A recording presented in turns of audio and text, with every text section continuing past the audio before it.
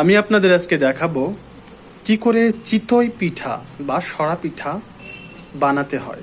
এই পিঠা বানানোর জন্য গতকাল রাতে আমি 1 গ্লাস আতপ চাল জলে ভিজিয়ে রেখেছিলাম। এই দেখুন, স্টিলের গ্লাসে 1 গ্লাস আতপ চাল আমি জলে ভিজিয়ে রেখেছিলাম। আপনারা চাইলে কম বেশি করে নিতে পারেন, কতটা পরিমাণ পিঠা আপনারা বানাবেন সেটা অনুযায়ী। দেখতেই পাচ্ছেন চালটা কত সুন্দর ভিজেছে। আর হ্যাঁ, আপনাদের হাতে যদি সময় কম থাকে তাহলে আপনারা অন্তত পক্ষে 2 ঘন্টা চালটা ভিজিয়ে রাখতে পারেন। ভিজিয়ে রাখা চালটিকে এখন আমি এই হামানদিস্তাতে করে সুন্দর করে পিষে নেব। আর আপনাদের কাছে যদি মিক্সি মেশিন থাকে তাহলে সুন্দর করে মিক্সি করে নিতে পারেন, অথবা শিলপাটাতেও বেটে নিতে পারেন। আর যদি চালের আটা থাকে তাহলে তো সহজেই আপনারা সেটা দিয়ে পিঠাটা বানিয়ে নিতে পারেন। এই দেখুন কত সুন্দর করে এটা পেস্ট হয়েছে।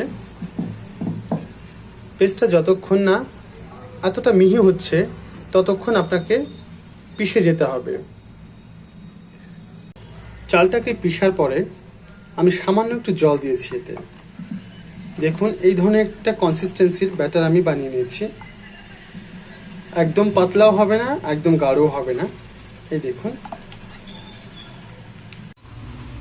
এখন আমি চুলোটাকে জ্বালিয়ে নেব। আর দেখুন, এটা হচ্ছে আমার মাটির সরা বা সাজ, যেটাই বলুন না কেন, এটাতে করে আমি এখন পিঠাটি বানাবো। মাটির এই পাত্রে বা এই সাজে এই সরা পিঠা বা সাজ পিঠা খুব ভালো হয়। তো এখন এটা গরম হতে থাক।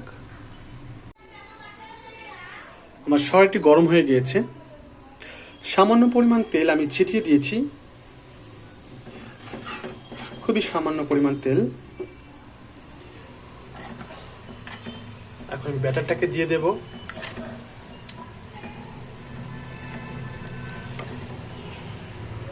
ব্যাটারটা দেওয়ার আগে আপনারা একটু ভালো করে এভাবে গুছিয়ে নেবেন।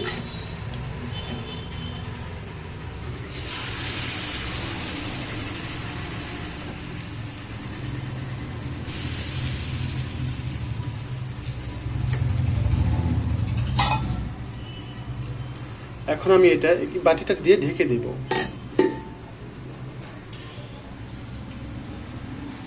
মিডিয়াম আঁচে রেখে দেব। আমি এখন ঢাকনাটাকে খুলে দেখব এটা হয়েছে কিনা।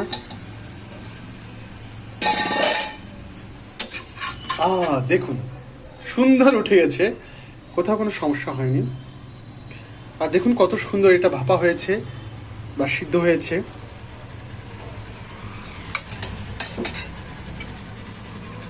আমি সাইডটা দেখাচ্ছি আপনাদের। এই দেখুন, অপর পাশটাও কোথাও পুড়ে যায়নি বা কোথাও কোনো রকমের কাঁচা থাকেনি, সুন্দর হয়েছে পিঠাটি। একটি একটি করে এভাবে আমি পুরো পিঠেগুলো বানিয়ে নেব। তাহলে এই দেখুন পিঠেগুলো সুন্দর হয়েছে এবং কোথাও কাঁচা নেই। এই দেখুন, আপনারা চাইলে ঘরে বসে কিন্তু বানিয়ে খেতে পারেন।